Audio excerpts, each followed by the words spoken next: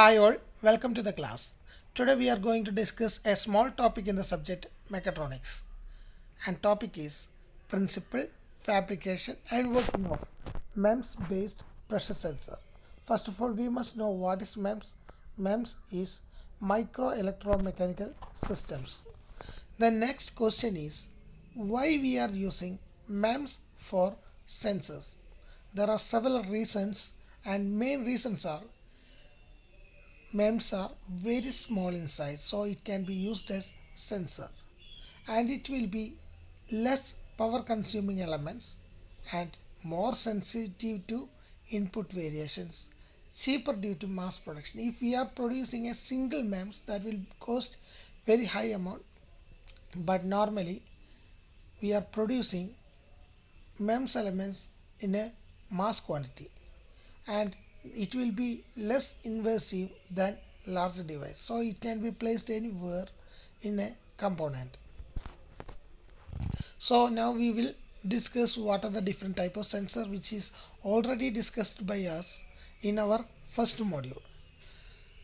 Main classifications are mechanical sensors, optical sensors, thermal sensors, chemical and biological sensors.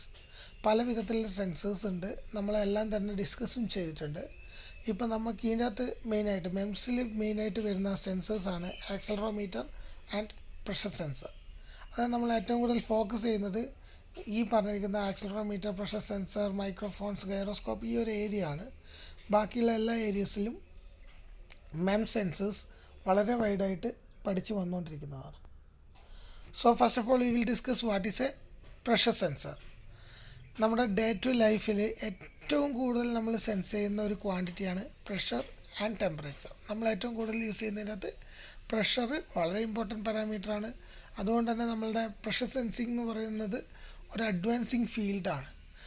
സിവിലിയൻസിനായാലും ഡിഫൻസിനായാലും എയറോസ്പേസിനായാലും ബയോമെഡിക്കലിനായാലും ഓട്ടോമൊബൈലിനായാലും oceanography ആണെങ്കിലും അല്ലെങ്കിൽ domestic ആപ്ലിക്കേഷനിലാണെങ്കിലും നമ്മൾ pressure sense ചെയ്തുകൊണ്ടേ ഇരിക്കുന്നുണ്ട്. നമ്മുടെ body pressure നമ്മൾ check ചെയ്യാറുണ്ട്, അല്ലെങ്കിൽ നമ്മുടെ കുക്കറൊക്കെ വർക്ക് ചെയ്യുന്നത് 100% പ്രഷറിന് റിലേറ്റ് ചെയ്തിട്ടാണ്. നോർമൽ ടെമ്പറേച്ചറിനേക്കാൾ കൂടുതൽ അല്ലെങ്കിൽ നോർമൽ പ്രഷറിനേക്കാൾ കൂടുതലായിട്ടാണ് നമ്മൾ കുക്കറൊക്കെ വർക്ക് ചെയ്യുന്നത്. അതുകൊണ്ട് പ്രഷർ സെൻസിങ് വളരെ ഇമ്പോർട്ടൻ്റ് ആയിട്ടുള്ള കാര്യമാണ്. അതുകൊണ്ട് തന്നെ MEMS ടെക്നോളജി ബാക്കിയുള്ള ആക്സിലറോമീറ്ററും ഗൈറോസ്കോപ്പ് അങ്ങനെയുള്ളതിനെക്കാട്ടും ഏറ്റവും കൂടുതൽ ഫോക്കസ് ചെയ്തിരിക്കുന്നത് manufacturing of pressure sensor എന്നുള്ളതിനായിട്ടാണ്. There are 3 type of MEMS based pressure sensors. First one is absolute pressure sensor, gauge pressure sensor and differential pressure sensor. നമുക്ക് ഓരോന്നും നോക്കാം. ആദ്യത്തേത് absolute pressure sensor ആണ്. You can see the figure that consists of a glass silicon bond, or this can be said as anodic bonding, and it will protect this silicon layer from the outside or downward side. So this is a protective layer, and then comes micro machined silicon. This is the main part or semiconductor used for MEMS quantity. We have already studied the manufacturing or fabrication of MEMS technology and Liga process. So it consists of micro machined silicon, and there is a diaphragm provided with a cavity which consists of vacuum pressure and a transduction element which will convert pressure energy into electrical signal. That can be piezoresistive, piezoelectric or capacitive element. So the upper side is protected with a pressure cap, and pressure is allowed to flow inward through a column or hole provided at the top of pressure cap. ഇപ്പോൾ നിങ്ങൾക്ക് ചിത്രത്തിൽ കാണാൻ പറ്റുന്നത് ഒരു glass ഉണ്ടാവും. ആ ഗ്ലാസിൻ്റെ മുകളിൽ ഒരു മൈക്രോ മെഷീൻഡ് സിലിക്കൺ അഥവാ MEMS ഉണ്ടാവും. അതിൻ്റെ മുകളിലുള്ള ഒരു എലമെൻറ്റാണ് ട്രാൻസ്ഡ്യൂഷൻ എലമെൻറ്റ്. ട്രാൻസ്ഡ്യൂഷൻ എലമെൻറ്റ് ഉപയോഗിക്കുന്നത് എന്തിനാണെന്ന് പറഞ്ഞു കഴിഞ്ഞാൽ പ്രഷർ എനർജീനെ ഇലക്ട്രിക്കൽ സിഗ്നലായിട്ട് കൺവേർട്ട് ചെയ്യാനാണ്. ഇതിൻ്റെ താഴെ നമുക്ക് ഒരു വാക്വം പ്രഷർ ഉണ്ടാവും. ഒരു റെഫറൻസ് പ്രഷറായിട്ട് നമ്മൾ യൂസ് ചെയ്യുന്നത് വാക്വം പ്രഷറാണ്. അന്നേരം മുകളിൽ അപ്ലൈ ചെയ്യുന്ന പ്രഷറും താഴെ വാക്വം തമ്മിൽ കമ്പയർ ചെയ്ത് കഴിഞ്ഞാൽ, അത് കാൽക്കുലേറ്റ് ചെയ്ത് കഴിഞ്ഞാൽ നമുക്ക് കിട്ടുക ടോട്ടൽ പ്രഷറാണ്. അതിൻ്റെ വേറൊരു പേരാണ് absolute pressure. Absolute pressure measure ചെയ്യാനുള്ള ഒരു പ്രഷർ സെൻസറിൻ്റെ ഫിഗറാണ് നമ്മളിപ്പോൾ കാണുന്നത്. ഇനി ഗേജ് പ്രഷർ ആണെങ്കിൽ ആ ഗേജ് പ്രഷർ സെൻസർ ആണെങ്കിൽ the process is same or similar but the only difference is instead of vacuum pressure here the reference pressure will be atmospheric pressure. നിങ്ങൾക്ക് വ്യത്യാസം മനസ്സിലാക്കാം. നേരത്തെ നമ്മൾ വാക്യൂം പ്രഷറായിരുന്നു ഇവിടെ ഉണ്ടായിരുന്നത്, അതിന് പകരം അറ്റ്മോസ്ഫിയറിക് പ്രഷർ ആണെങ്കിൽ അതിൻ്റെ പേരാണ് ഗേജ്, പ്രഷർ ഗേജ്. ഇനി ഡിഫറൻഷ്യൽ എന്നുള്ളത് നിങ്ങൾക്ക് കേൾക്കുമ്പോൾ തന്നെ നിങ്ങൾക്ക് മനസ്സിലാക്കാം ഡിഫറൻസ് ഇൻ പ്രഷർ. രണ്ട് pressure at A time measure ചെയ്യാൻ ഉപയോഗിക്കുന്ന ഒരു എക്യുപ്മെൻ്റാണ് ഡിഫറൻഷ്യൽ പ്രഷർ സെൻസർ. ഇതിനകത്ത് ഇപ്പോൾ നോക്കുകയാണെങ്കിൽ ടോപ്പ് സൈഡിൽ ഒരു പ്രഷർ വരുന്നുണ്ട്, that is P1, and bottom സൈഡിൽ ഒരു പ്രഷർ വരുന്നുണ്ട്, ദാറ്റ്സ് P2. ആൻഡ് ആ P2ഉം P1ഉം തമ്മിൽ ഈ ഡയഫ്രത്തിൻ്റെ ഇടയ്ക്കാണ് ഒരു കോണ്ടാക്റ്റ് വരുന്നത്. അഥവാ P2 കൂടുതലാണെങ്കിൽ ഓട്ടോമാറ്റിക്കലി ഡയഫ്രം മുകളിലേക്ക് ബൾജ് ചെയ്യും. അതേസമയം P1 ആണ് കൂടുതലെങ്കിൽ ഡയഫ്രം താഴോട്ടേക്ക് ബൾജ് ചെയ്യും. അതിനനുസരിച്ച് ട്രാൻസ്ഡ്യൂഷൻ എലമെൻറ്റ്സ് സ്ട്രെയിൻ ഗേജ് പോലുള്ള എലമെൻറ്റ്സ് ആണ്. അന്നേരം ഇവിടെ ഒരു സ്ട്രെയിൻ കാരണം ട്രാൻസ്ഡ്യൂഷൻ എലമെൻറ്റിലൊരു മൂവ്മെൻറ്റ് ഉണ്ടാവും. അത് ഡയറക്റ്റ് മെഷർ ചെയ്താൽ നമുക്ക് ഇവിടെ അപ്ലൈ ചെയ്തിരിക്കുന്ന പ്രഷേഴ്സ് എത്രയാണെന്നുള്ളത് ഫൗണ്ട് ചെയ്യാം. ഓക്കെ, ഇതാണ് ഡിഫറൻഷ്യൽ പ്രഷർ സെൻസർ. ഇനി നമ്മൾ പോകുന്നത് 3 ക്ലാസിഫിക്കേഷൻ ഓഫ് സെൻസറാണ്. ആദ്യത്തേത് പീസോ റെസിസ്റ്റീവ് സെൻസർ, രണ്ടാമത്തേത് capacitive type sensor, and third one is piezo electric sensor. Piezo resistive sensor എന്നാൽ സ്ട്രെയിൻ ഗേജസ് ആണ്. അഥവാ ഈ ഡയഫ്രത്തിൻ്റെ 4 സൈഡിൽ, ഇപ്പം 2 സൈഡിൽ നമുക്ക് ഈ ചിത്രത്തിൽ കാണാൻ കഴിയും, അപ്പുറ സൈഡിൽ ഇപ്പുറ സൈഡിലായിട്ട് 4 സൈഡിൽ നമ്മൾ പീസോ റെസിസ്റ്റീവ് സെൻസേഴ്സ് വെക്കും. നമ്മളൊരു ഇലക്ട്രിക്കൽ സിഗ്നൽ അല്ലെങ്കിൽ എന്തെങ്കിലും വിധത്തിൽ ഒരു പ്രഷർ ഇതിനകത്ത് അപ്ലൈ ചെയ്യുന്ന സമയത്ത് ഇതിൻ്റെ റെസിസ്റ്റൻസ് വാല്യൂവിൽ ഒരു വേരിയേഷൻ വരും. അതിന് ഇക്വേഷൻസ് ഒക്കെ ഉണ്ട്. അതിന് കറസ്പോണ്ടിങ് ആയിട്ടുള്ള ആ റെസിസ്റ്റൻസ് വേരിയേഷൻസിനെ നമുക്ക് അനലൈസ് ചെയ്യാം ഒരു ബ്രിഡ്ജ് ബ്രിഡ്ജ് വെച്ചിട്ട്. അങ്ങനെയാണ് ഇതിൻ്റെ വർക്കിംഗ് മനസ്സിലാക്കുന്നത്. അന്നേരം നേരത്തെ പറഞ്ഞിരിക്കുന്ന പോലെ തന്നെ പീസോ റെസിസ്റ്റീവ് എന്ന് പറഞ്ഞാൽ സ്ട്രെയിൻ ഗേജ് ആണെന്ന് ഓർത്ത് വെക്കുക. ഇനി രണ്ടാമത് വരുന്നതാണ് കപ്പാസിറ്റീവ് സെൻസർ. ഇപ്പോൾ ഇവിടെ നോക്കിക്കഴിഞ്ഞാൽ ഒരു ഇലക്ട്രോണിക് കപ്പാസിറ്റൻസ്, അഥവാ നിങ്ങൾക്കറിയാം 2 എലമെൻറ്റ്സും അതിൻ്റെ ഇടയിൽ ഒരു ഡൈഇലക്ട്രിക്കും വരുന്ന ഒരു ഫോമാണ് കപ്പാസിറ്റൻസ്. അതുകൊണ്ട് തന്നെ ഇവിടെ ടോപ്പ് വേഫറിൻ്റെയും ഡയഫ്രത്തിൻ്റെ ഇടയിലൊരു ഗ്യാപ്പ് ഉണ്ടാവും. അഥവാ ഇവിടെ ഒരു ഇലക്ട്രിക്കൽ കപ്പാസിറ്റൻസ് ഉണ്ടാവും. ഡയഫ്രത്തിൽ പ്രഷർ അപ്ലൈ ചെയ്യുന്ന സമയത്ത് ചിലപ്പോൾ ഇതിൻ്റെ അകത്തൊരു ബൾജിങ് വരും. ആ ബൾജിങ്ങിനനുസരിച്ച് ഇലക്ട്രിക് കപ്പാസിറ്റൻസിൽ ചെറിയൊരു വേരിയേഷൻ വരും. ആ ഇലക്ട്രിക് കപ്പാസിറ്റൻസ് മെഷർ ചെയ്തിട്ട് നമുക്ക് ഇവിടെ വരുന്നിരിക്കുന്ന പ്രഷർ എത്രയാണെന്ന് ഡയറക്റ്റ് അനലൈസ് ചെയ്യാം. അതാണ് കപ്പാസിറ്റീവ് സെൻസർ. പിന്നെ മൂന്നാമത്തേത് പീസോ ഇലക്ട്രിക് മെറ്റീരിയലാണ്. ക്വാർട്സ് പോലുള്ള മെറ്റീരിയൽസാണ് പീസോ ഇലക്ട്രിക് മെറ്റീരിയൽ. അതിൻ്റെ മുകളിലൊരു മെക്കാനിക്കൽ ഇൻപുട്ട് കൊടുത്തു കഴിഞ്ഞാൽ ഓട്ടോമാറ്റിക്കലി അതിൻ്റെ ഔട്ട്പുട്ടായിട്ടൊരു ഇലക്ട്രിക്കൽ സിഗ്നൽ കിട്ടും. അഥവാ നമുക്ക് ഈ ഡയഫ്രത്തിലൊരു മെക്കാനിക്കൽ ഇൻപുട്ട് കൊടുത്തു കഴിഞ്ഞാൽ അതിൻ്റെ ഔട്ട്പുട്ട് ഡയറക്റ്റായിട്ട് V0 എന്നുള്ളത് നിങ്ങൾക്ക് ചിത്രത്തിൽ കാണാൻ പറ്റും. വോൾട്ടേജ് ഡയറക്റ്റ് നമുക്ക് മെഷർ ചെയ്യാം. ഇതാണ് ഒരു പീസോ ഇലക്ട്രിക് സെൻസറിൻ്റെ വർക്കിംഗ്. നമുക്ക് മൂന്നും കമ്പയർ ചെയ്യാം. ഡൗട്ട് ഉണ്ടെങ്കിൽ you can message me. And next വരുന്നതാണ് fabrication of MEMS based pressure sensor.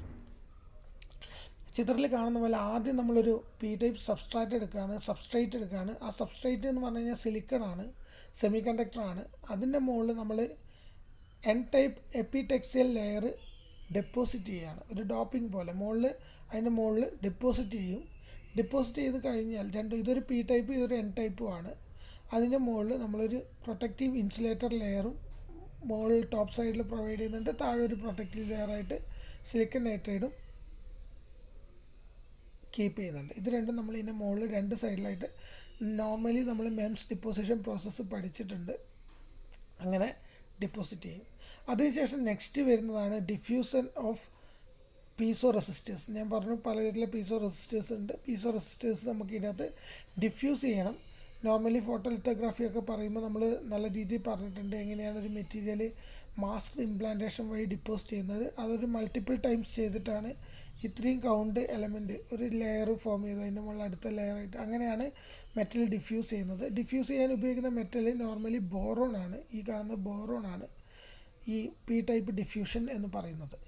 അതിനുശേഷം നമ്മൾ ഇതിനെ ഒരു ഇലക്ട്രോ കെമിക്കൽ എച്ചിങ് ചെയ്യും. മുകളിലുള്ള ടോപ്പ് ലെയറിൽ ഇൻസുലേറ്റർ വന്നു കഴിഞ്ഞാൽ ഈ ഡിഫ്യൂസ് ചെയ്ത എലമെൻറ്റും ഒരു പുറവുമായിട്ട് യാതൊരു കണക്ഷനും ഉണ്ടാവില്ല.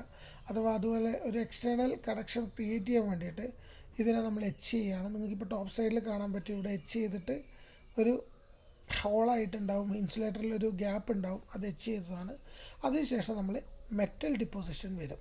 നമുക്ക് വായിക്കാം. അടുത്ത സ്റ്റേജാണ് മെറ്റൽ ഡിപ്പോസിഷൻ നോർമലി അലുമിനിയമാണ് മെറ്റീരിയലായിട്ട് യൂസ് ചെയ്യുന്നത്. ആ മെറ്റൽ ഡിപ്പോസിറ്റ് ചെയ്ത് കഴിഞ്ഞാൽ ഓട്ടോമാറ്റിക്കലി നേരത്തെ ഡിഫ്യൂസ് ചെയ്ത പി ടൈപ്പ് ഡിഫ്യൂഷൻ, അതായത് ബോറോണും മെറ്റലും തമ്മിൽ ഡയറക്റ്റ് കോണ്ടാക്റ്റിലേക്ക് വരും. അത് ഏത് ഷേപ്പിൽ വേണം എന്നുള്ളത് നമ്മളുടെ പാറ്റേൺ മേക്കിംഗ് വെച്ച് അഥവാ ലിത്തോഗ്രാഫി വെച്ചിട്ടാണ് നമ്മൾ ഈ മെറ്റലിൻ്റെ ഷേപ്പ് ക്രിയേറ്റ് ചെയ്യുന്നത്. രണ്ട് ഇപ്പുറത്തെ സൈഡിലും നമ്മൾ മെറ്റൽ ഡിപ്പോസിറ്റ് ചെയ്തിട്ടുണ്ട്, രണ്ട് ശ്രദ്ധിക്കുക. അതിനുശേഷം ഇതിനെ നേരെ തിരിച്ചിട്ട് നേരെ ഓപ്പോസിറ്റ് സൈഡ് എടുത്തിട്ട് അവിടെ നമ്മൾ എച്ച് ചെയ്യുകയാണ്, ഇലക്ട്രോ കെമിക്കൽ എച്ചിങ് ചെയ്യുവാണ്.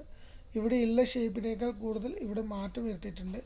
രണ്ട് വിധത്തിലാണ് നമ്മൾ എച്ചിങ് പഠിച്ചിട്ടുള്ളത്. ഒന്ന് ഐസോട്രോപ്പിക് എച്ചിങ്ങും മറ്റത് അനൈസോട്രോപ്പിക് എച്ചിങ്ങും. ചിത്രം കണ്ടാൽ തന്നെ അറിയാം ഇതൊരു അനൈസോട്രോപ്പിക് എച്ചിങ് ആണ്. ആ അനൈസോട്രോപ്പിക് എച്ചിങ് വഴി ഇവിടെ ഒരു എൻ ടൈപ്പും പി ടൈപ്പും ആയിട്ട് പുറത്തുള്ള എലമെൻറ്റിന് ഡയറക്റ്റ് കോണ്ടാക്റ്റ് വരുന്ന വിധത്തിലാണ് ഉള്ളത്. അഥവാ ഇവിടെ നമുക്കൊരു ഇലക്ട്രിക് കോണ്ടാക്ട്സ് എന്തെങ്കിലും വേണമെങ്കിൽ ക്രിയേറ്റ് ചെയ്യാൻ പറ്റും. അതിനുശേഷം ഇതിനെ നമ്മൾ ഒരു പ്രൊട്ടക്റ്റീവ് ലെയറായിട്ടുള്ള ഗ്ലാസ്സിൽ അനോഡിക് ബോണ്ടിങ് വഴി അറ്റാച്ച് ചെയ്യാണ്. ഇതാണ് ഫൈനൽ പ്രഷർ സെൻസർ. ഇത് നിങ്ങൾ ശ്രദ്ധിക്കുക. ഇവിടെ ഇപ്പം ഇതാണ് ഡയഫ്രമായിട്ട് ആക്ട് ചെയ്യുക. എന്തെങ്കിലും വേരിയേഷൻ വരുന്നുണ്ടെങ്കിൽ അതിൻ്റെ ഇലക്ട്രിക്കൽ സിഗ്നലായിട്ട് നമുക്ക് ഔട്ട്പുട്ട് കിട്ടും.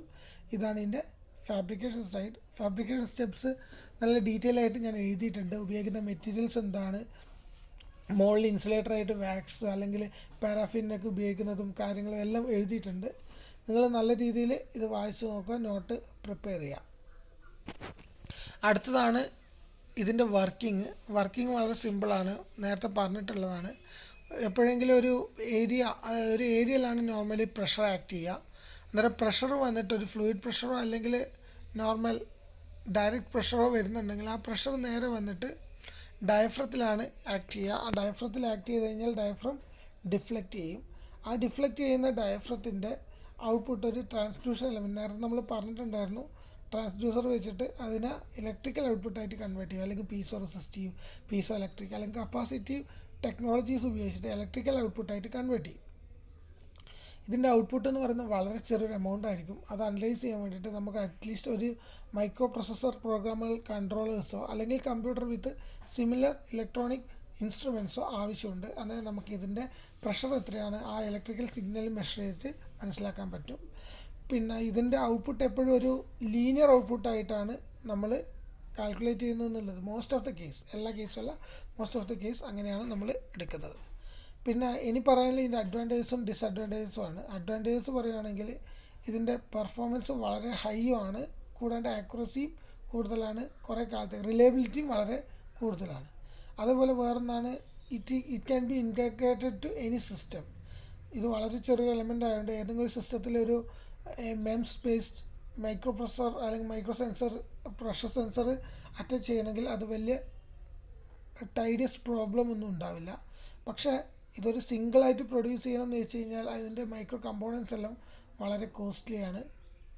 അതുപോലെ തന്നെ ഇതൊരു ഡിസൈൻ എന്ന് പറയുന്നത് കോംപ്ലക്സ് പ്രൊസീജിയറുമാണ്. ഇത്രയാണ് ഇതിൻ്റെ ഡിസഡ്വാൻറ്റേജസ് വരുന്നത്.